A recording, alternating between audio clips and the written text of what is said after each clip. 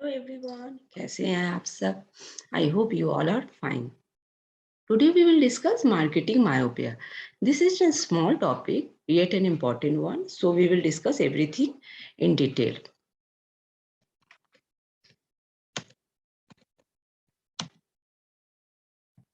Marketing myopia. This concept was given by Theodore Levitt in 1960. 1960 में उन्होंने ये concept publish किया था मार्केटिंग मायोपिया के नाम से, जो बाद में हार्वर्ड बिजनेस रिव्यू में भी पब्लिश हुआ। उनका ये कहना था कि बिजनेस जो है वो सिर्फ प्रोडक्ट लॉन्च करने के, प्रोडक्ट प्रोड्यूस करने के अलावा भी बहुत कुछ अच्छा कर सकती है, उन्हें ध्यान देना होगा। मायोपिया का मतलब क्या होता है? मायोपिया मतलब शॉर्ट साइटेडनेस। मतलब आपको सिर्फ पास की चीजें दिखाई दे रही है, आप दूर की चीज को इग्नोर करें, दूर की चीज को आप नहीं देख पा रहे हैं।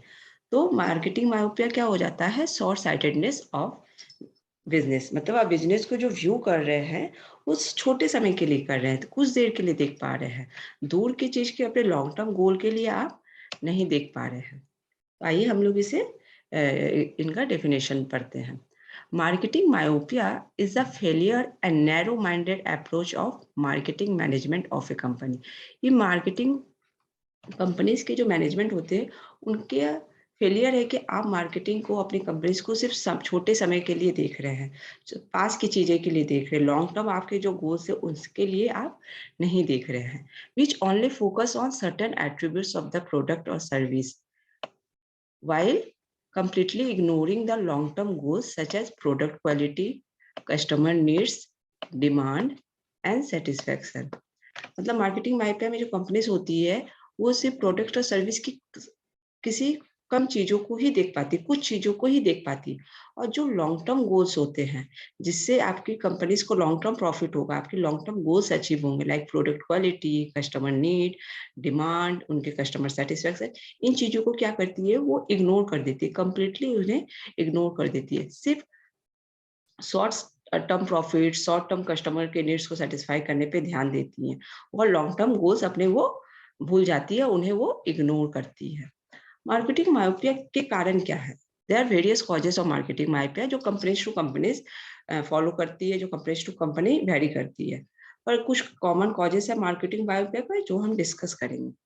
Companies assume that they are in a growth stage. Companies को क्या लगता है कि वो ग्रोथ इंडस्ट्री है, मतलब उन्हें लगता है कि उनका कोई कंपटीटर नहीं है, उनका सिर्फ वो मार्केट में खुद अकेले हैं। वो जो भी प्रोडक्ट्स लेके आएंगे वो कस्टमर को पसंद आएगा, उनको सेल्स होंगे, अच्छा सेल्स होगी, उनके प्रॉफिट होंगे।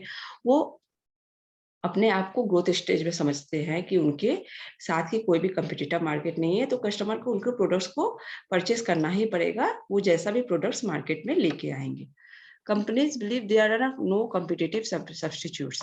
उन्हें वही भी बता रही कि उन्हें ओवर कॉन्फिडेंट रहता है कि उन्हें उनका कोई कॉम्पिटिटर्स नहीं है। तो वो क्या होता है, आप अगर आप ओवर कॉन्फिडेंस में रहते हैं कि आपके, मतलब आपके प्रोडक्ट्स का कोई भी कॉम्पिटिटर नहीं है, तो आप सेम प्रोडक्ट से बनाते हैं और आपको लगता है कस्टमर को वो पसंद आएगा। इन और जैसे ही न्यू कंपनीज आती है वो समझ जाती है कि कस्टमर्स को क्या चाहिए, कस्टमर्स को अब कौन से फीचर्स चाहिए, किस क्वालिटी के प्रोडक्ट्स चाहिए, तो वो सारा प्रॉपर रिसर्च करके फिर वो मार्केट में आते हैं। तो जैसे ही वो मार्केट में आते हैं और उन कस्टमर को जब आपके प्रोडक्ट से अच्छे दूसरे के प्रोडक्ट्स मिलेंगे सेम प्राइस में, तो कस्टमर क्या होते हैं, ऑटोमेटिकली मूव कर जाते हैं आपके कंपिटिटर्स की तरफ। तो ये कंपनीज क्या सोचती है कि उनके कोई कंपिटिटर्स नहीं है, जिनके कारण उन्हें मार्केटिंग मायोपिया सफर करते हैं। Failure to consider the requirements of the consumer. वो कंज्यूमर के रिक्वायरमेंट्स के बारे में नहीं सोचते हैं। उन्हें लगता है कि वो जैसा भी प्रोडक्ट्स लेके आएंगे कस्टमर को पसंद आएगा, कस्टमर उसे परचेज करेंगे और सेटिस्फाइड होंगे। पर ऐसा नहीं है, आपको हमेशा प्रॉपर रिसर्च करना चाहिए, प्रॉपर स्ट्रेटेजी बनानी चाहिए, प्रॉपर स्टडी करनी चाहिए कि कस्टमर को किस प्रोडक्ट्स की जरूरत है, क्या कस्टमर की नीड्स है, कस्टमर की क्या डिमांड्स है। आपको अपनी टेक्नोलॉजी को अप टू डेट करनी होगी, अपनी क्वालिटी इंप्रूव करनी होगी, तभी आप कस्टमर को लॉन्ग टर्म के लिए सेटिस्फाइड कर पाएंगे। Focusing more on products and not on customers. आप सिर्फ प्रोडक्ट्स में फोकस करते, कस्टमर्स पे नहीं। मतलब आप सिर्फ प्रोडक्ट्स प्रोड्यूस करने में और प्रोडक्ट्स को मार्केट में लाने के में फोकस होता है, लेकिन कस्टमर के नीड्स को, कस्टमर की डिमांड्स को, कस्टमर को समझने की कोशिश नहीं करते, अपने मार्केट को आप समझने की कोशिश नहीं करते, कुछ भी आप रिसर्च नहीं करते, कुछ भी आप स्टडी नहीं करते। आपका सिर्फ मेन फोकस होता है कि products. Failure to consider changing consumer lifestyle in the digital age. आप फेल हो जाते हैं। जो डिजिटल आजकल के समय डिजिटली चेंज हो रहा, हर समय every time we see their digitally change. तो आपको उसके साथ अपने आप को अपडेट रखना होगा, आपको अपनी टेक्नोलॉजी को इम्प्रूव करना होगा, कस्टमर की जो लाइफ स्टाइल है उनके अकॉर्डिंग आपको प्रोडक्ट लाना होगा, तभी आप मार्केट में रह पाएंगे। अदरवाइज आप मार्केट में स्टे नहीं कर पाइएगा। I will like you to give you examples of marketing myopia, जिसमें बड़ी बड़ी ब्रांड्स के मतलब वेल नोन ब्रांड है जो मार्केटिंग मायोपिया के कारण अब मार्केट से डिसअपियर हो चुकी है।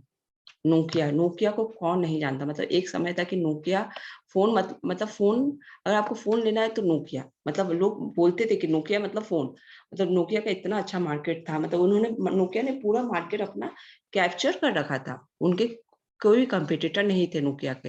लेकिन नोकिया फेल क्यों हो गया? लेकिन जैसे ही मार्केट में एंड्रॉयड आया तो नोकिया ने एंड्रॉयड के साथ मर्ज नहीं किया, अपने ऑपरेटिंग सिस्टम को अपडेट नहीं किया। नोकिया का ऑपरेटिंग सिस्टम क्या था? Symbian.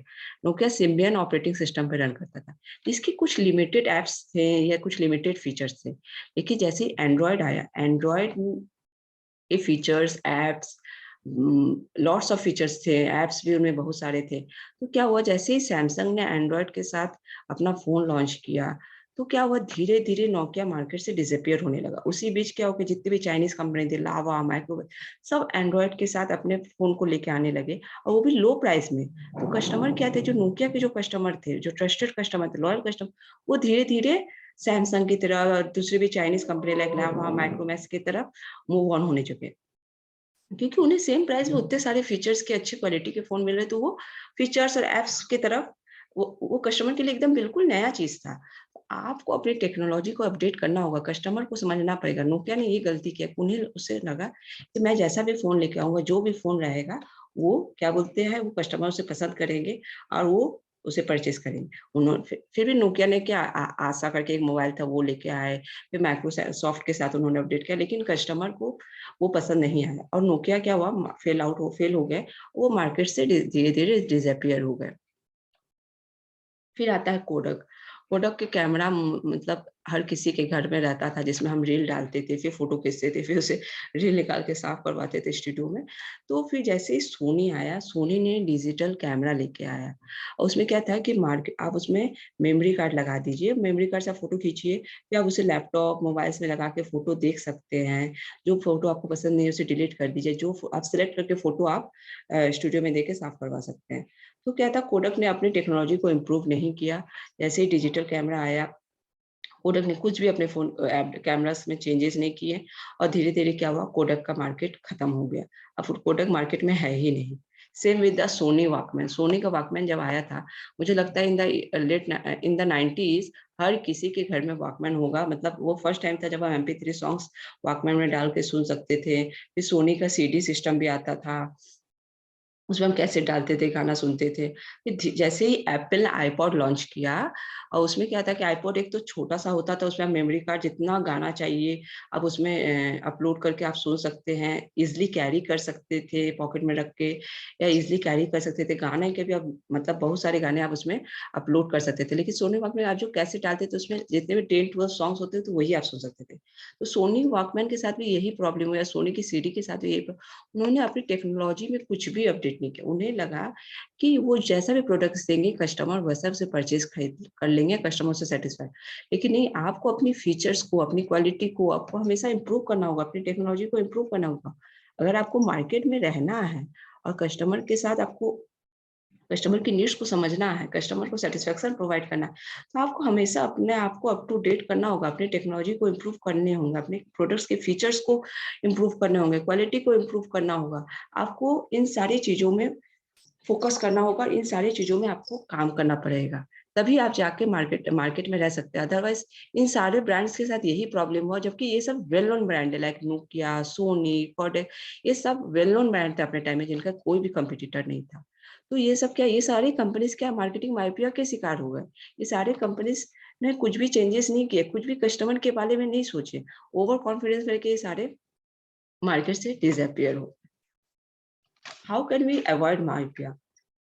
There are various ways that company can avoid marketing myopia, but some of the following steps, we will discuss these steps by designing the customer oriented strategies. आपको आप जो अपनी strategies बनाए वो क्या होनी चाहिए? कस्टमर ओरिएंटेड होनी चाहिए, कस्टमर के फोकस्ड होने चाहिए, कस्टमर की नीड्स के हिसाब से होनी चाहिए, कस्टमर को क्या चाहिए, आपको आपके जो टारगेट मार्केट उनको प्रॉपर स्टडी करना होगा, आपके जो कस्टमर है प्रोडक्ट्स को उन्हें अच्छे तरीके से एनालाइज करना होगा, तब आप किसी अच्छे स्ट्रेटेजी को आप बना सकते हैं। अपने रिसर्च टीम को आपको वर्क करवाने पड़ेंगे उन्हें स्टडी करने में। Customer demand and need should be kept in mind. आपको कस्टमर के डिमांड एंड नीड को अपने दिमाग में रखना होगा, क्योंकि उनकी नीड्स हमेशा चेंज होते हैं, उनके डिमांड्स हमेशा चेंज होते हैं। जैसे प्रोडक्ट्स आते हैं, न्यू प्रोडक्ट्स आएंगे, वो उनकी तरफ मूव होते हैं। तो आपको हमेशा उनके लिए प्रॉपर स्टडी करना होगा, उन चीजों को समझना होगा, तब जाके आप उन चीजों में काम कर सकते हैं। तब आप क्या होगा, अगर इन चीजों में आप काम कीजिएगा तो आप मायोपिया के शिकार नहीं होंगे।